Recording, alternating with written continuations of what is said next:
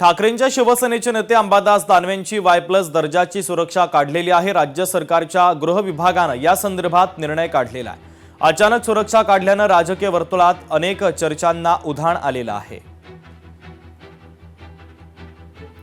आपल्या महाराष्ट्रामध्ये ज्या महत्त्वाच्या व्यक्ती आहेत त्यांना सुरक्षितता सरकारी सुरक्षितता देण्याकरिता एक गुप्तचर विभाग आहे। तो अहवाल त्या ठिकाणी प्राप्त करून घेत असतो। मग एक समिती पुढे हा अहवाल ठेवल्यानंतर ती समिती त्या ठिकाणी सुनिश्चित करते की कुठल्या व्यक्तीला कुठल्या दर्जाची सुरक्षितता त्या ठिकाणी द्यायची संबंधित समितीने घेतलेला तो निर्णय असतो। सरकार ही भूमिका वठवत नाही।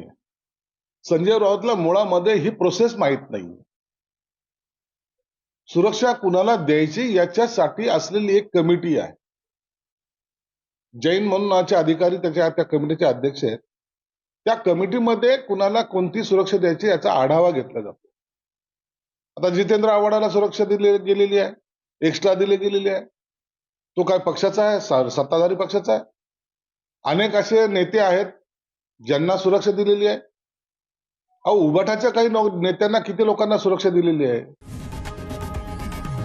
लोकशाही मराठी ऐका, पहा, जागरूक रहा।